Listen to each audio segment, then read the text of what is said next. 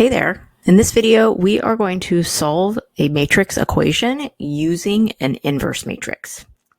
So here I'm given two 3x3 matrices, A and B, and we want to find the matrix X such that AX equals B. So what we're using here is the fact that if I take this equation, AX equals B, and if I apply A inverse to both sides of this equation, much like I would solving an equation with just variables that weren't matrices. And A inverse times A is the identity matrix on the left side. So A inverse AX becomes IX, and that's equal to A inverse times B.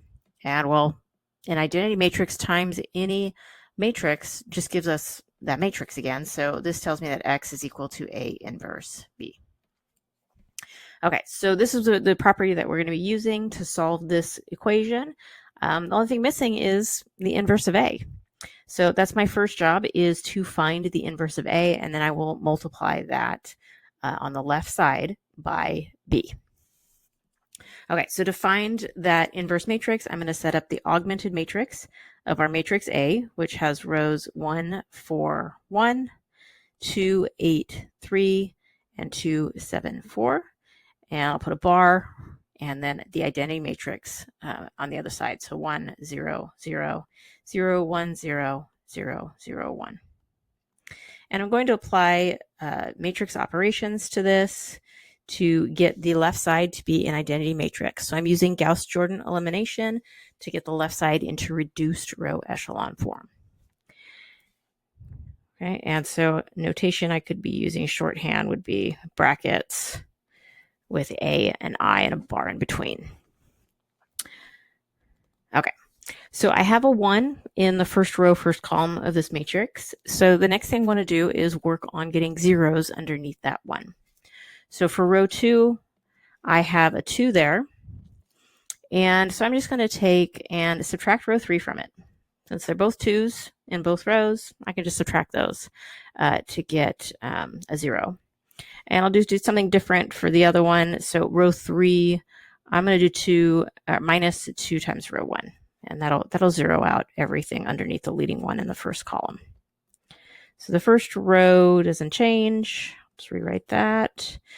And then 2 minus 2 is 0. 8 minus 7 is 1. And this is why I chose to subtract those, because I get a 1 there in that second column. 3 minus 4 is negative 1. 0 minus 0 is 0. 1 minus 0 is 1. And 0 minus 1 is negative 1. For the third row, 2 minus 2 times 1 will give me a 0. 7 minus 2 times 4 is negative 1. 4 minus 2 times 1 is 2. 0 minus 2 times 1 is negative 2. 0 minus 2 times 0 is 0. 1 minus 2 times 0 is 1. Okay, so I've taken care of the first column of the matrix. Now I'm going to go to the second column of the matrix and start working on that. If I just take row 3 and add row 2 to it, I'll get a 0 in that third row underneath the leading one from the second row. And while I'm at it, let's get a 0 above it. So for R1, I'm going to take plus 4 times R3 before that negative 1 disappears after this turn. And I will multiply that. Okay. So rewriting this, 1 plus 4 times 0 is 1. In fact, the whole first column is going to stay the same. 4 plus 4 times negative 1 is 0. 1 plus 4 times 2 is 9. 1 plus 4 times negative 2 is negative 7. 0 plus 4 times 0 is 0. And let's see, in the last one, 0 plus 4 times 1 is 4. The middle row stays the same, so I'll just rewrite that. And then we get down to the third row, we're adding row 2 to it. So -1 plus 1 is 0. 2 plus -1 is 1. And -2 plus 0 is -2. 0 plus 1 is 1. And 1 plus -1 is 0. Okay, so we're looking really good. We've got our 1s down the main diagonal, and we have a bunch of 0s. We just need to work on that third column, get rid of the 9 and the -1 that are above my leading one from the third row. And I'll have this, the identity matrix on the left side. So for row 1, I'm going to take -9 times row 3 and row 2 plus row 3 will give me a 0 in the second row. Again, you might make different choices than me. You should end up with the same answer in the end. Your work might just look different along the way. Okay, so the first column is set. None of these operations are going to change it. And I'm just dealing with row 3, so nothing changes in the second column because there's a 0 in row 3 in the second column. And so now I get to the third column. So 9 minus 9 times 1 gives me 0. 7 minus 9 times -2 gives me 11. 0 minus 9 times 1 is -9. And 4 minus 9 times 0 is 4.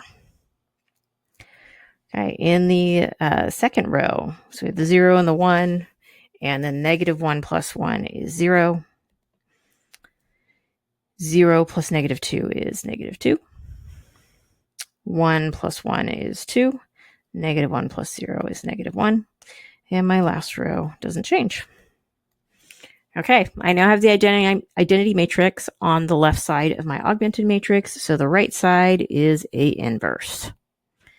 Okay, so if I write that out, A inverse has rows 11, -9, 4, -2, 2, -1, and -2, 1, 0.